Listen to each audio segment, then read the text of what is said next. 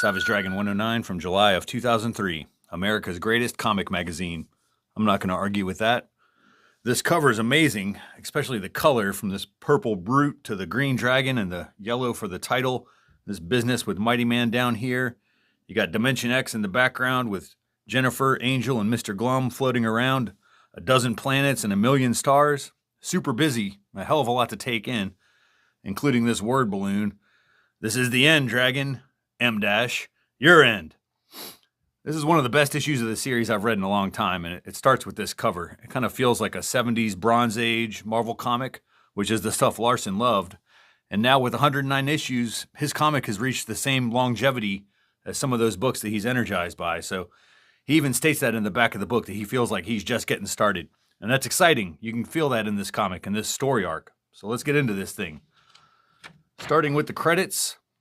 Another awe-inspiring achievement by Eric Larson, ably assisted by Bill Crabtree, colorist, and John Workman, letterer. Heroes all. Except for Josh Ecorn, who neglected to listen to the recommendations of family and friends and has allowed his meat to loaf. When falls the hero? Last we left off, issue 108, Thor, the God of Thunder. He beat the piss out of Alex Wilde, currently occupying the battle tank armor. After some jaw-jacking, Dragon and Jennifer convince Thor to release their friend, but Dragon still wants to bring this bastard into custody for the murder of a woman last issue. Poor Annie had her neck snapped by the son of a bitch Thor. Now he's wanted by federal authorities, and he's not going down without a fight. So Thor is assisted by his magical weapons. Besides his hammer Milnor, he has Meganjord, the power belt worn around his waist that doubles the strength of its user. And while the God of Thunder attempts to bash Jennifer's head in, Dragon strips him of his magical belt and puts it on for himself. So now these dudes are evenly matched, and they come to blows. New letterer John Workman really delivering some great sound effects here.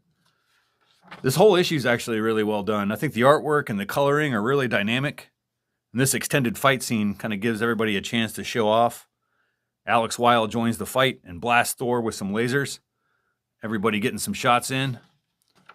Finally laying this dude out while Angel applauds their victory. But Dragon isn't done yet, man. He throws on the glove and the hammer, and he says Thor won't stop. So he has to put this guy down like a rabid dog. He tells Angel to hide her eyes. Then he brutally beats Thor with his own hammer repeatedly with a sickening thud. So he doesn't kill Thor, but he beats him within an inch of his life. And then he balls him up in a mess of webbing. And he drops off the ladies back home, heads off to Godtown with Thor in tow. Inside the house, Alex wants to relax. So she took a hell of a beating, and this was her first day on the job, so she just wants a little R&R. Angel goes to look for Mr. Glum, but he's nowhere to be found. Meanwhile, Dragon is arriving at Godtown when there is a blinding light, kind of like this glare on the comic here. Godtown has disappeared. So has Thor and all of his weapons. So Dragon is confused. He assumes that the gods have teleported their home to some other location, and or maybe they turned it invisible, which is accurate. So we've not seen the last of the residents of Godtown. Back at the Dragon home, the search for Mr. Glum continues. Jennifer and Angel head down to the basement to discover that Mr. Glum has been trapped in Dimension X. Just as Jennifer asks how this could happen, her question is answered. It's this purple guy. Who the hell is he? It's not immediately revealed in this comic, but for our purposes, I'll spoil the mystery. This is Ben Blank. This is that Reed Richards-looking dork that Savage Dragon got in a fight with last issue. This guy there, Ben Blank. Well, he's transformed himself into the purple lummox. And there's more to learn about this guy, but he's super strong, and he gets a sucker punch on Jennifer, planting her head into the ground. Then he chases down Angel, snatches her up by her ankle, and declares that he has no intention of hurting a child. So instead, he just throws her through the portal to Dimension X. And then Jennifer just loses it. She curses at the monster and leaps at him, but then she's backhanded right through the portal as well. So this is a total disaster. Dragon gets home to find Alex asleep on the recliner, and he goes down to the basement to find his family. And then he gets ambushed. Nobody expects to find a 7-foot-tall purple Goliath hiding underneath their staircase. So Dragon is confused, easily defeated, resulting in the same fate as his wife and daughter and Mr. Glum, castaways in Dimension X. This moment has some pretty long stretching implications, and it's an extremely exciting storyline in the next few issues. So, Danger in Dimension X. On to the thrilling new serial starring Mighty Man, The Never-Ending War Against Evil, Chapter 1, The Balance of Power.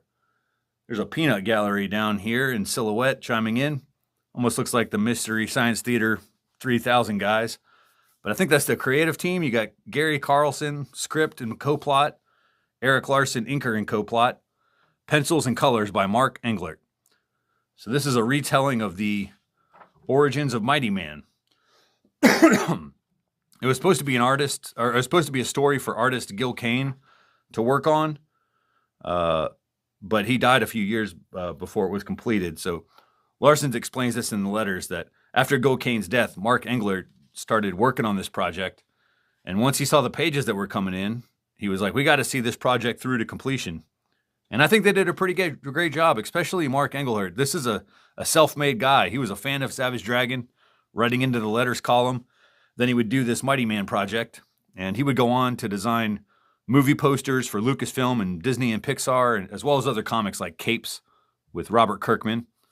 And that's a series that they're returning to this year, so you can check that out. Anyway, we're going to have lots of Mighty Man for the next 10 issues. That leaves Comic Bits by Chris G. Russo. We've got an advertisement for the comic you already purchased, and a single page of Fanatics. Larson addresses that here. He says, letter pages are becoming a thing of the past.